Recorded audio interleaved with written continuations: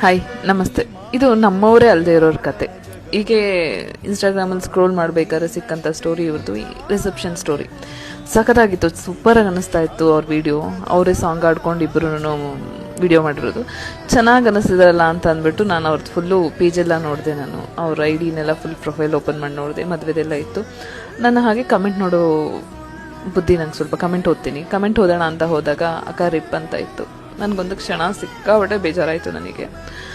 ಯಾಕೆಂದರೆ ಅವರು ಎಲ್ಲ ವೀಡಿಯೋಸು ನೋಡಿದಾಗ ಅರ್ಥ ಆಗಿದ್ದು 14 ವರ್ಷ ಪ್ರೀತಿ ಮಾಡಿದ್ದಾರೆ ಇವರು. 14 ಇಯರ್ಸ್ ಲವ್ ಮಾಡಿ ಮದುವೆ ಆಗಿದ್ದಾರೆ. ಲಾಸ್ಟ್ ನವೆಂಬರಲ್ಲಿ ಎಂಗೇಜ್ಮೆಂಟ್ ಮಾಡ್ಕೊಂಡಿದ್ದಾರೆ. ಮೇ 9 10 ಏನೋ ಮದುವೆ ಆಗಿದೆ ಅನಿಸುತ್ತೆ. ಮೇ 9 10 ಮದುವೆ ಆಗಿದ್ದಾರೆ. ಅವಳಿಗೆ ಎಷ್ಟು ಮುದ್ದಾಗಿದ್ದಾಳೆ, ಅಪ್ಸರೆ ಥರ ಇದ್ದಾಳೆ ಅವಳು.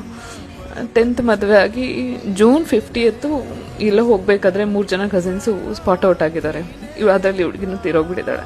ನಂಗೆ ಹುಡುಗಿ ಇವಾಗಲೂ ನಾನು ಎಷ್ಟು ಸಲ ನೋಡಿದ್ದೀನಿ. ಹುಡುಗಿ ಆಗಸ್ಟಿಂದ ತುಂಬ ಸಲ ವೀಡಿಯೋಸ್ ನೋಡಿದ್ದೀನಿ ಅವ್ರದ್ದು, ನೋಡ್ತಾನೆ ಇರ್ತೀನಿ ನಾನು. ಬೆಳಗ್ಗೆ ಅವಳು ಶುರು ಆಯಿತು ವಿಡಿಯೋ ನೋಡಿಬಿಟ್ಟೆ ಅಂದರೆ ನಾನು ಅವತ್ತೆಲ್ಲ ಬೇಜಾರಲ್ಲೇ ಇರುತ್ತೆ, ಸಖತ್ ಬೇಜಾರಾಗುತ್ತೆ.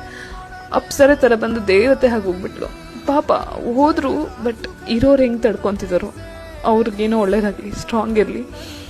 ಕಿತ್ಕೋಬೇಕು ಅಂತ ಡಿಸೈಡ್ ಮಾಡಿದ್ಮೇಲೆ ಯಾಕೆ ದೇವ್ರು ಹಿಂಗೆ ಕೊಡ್ತಾನೆ? ಅದು ಇಷ್ಟು ಪ್ರೀತಿ ಯಾಕೆ ಕೊಡ್ತಾನೆ? ಅವ್ರು ನೋಡಿದಾಗ ನನಗೆ ಸ್ಟಿಲ್ ನನಗಾಗೋದಿಲ್ಲ. ಎಷ್ಟು ಸಲ ನೋಡಿದ್ರು ಅಳು ಬರುತ್ತೆ ನನಗೆ.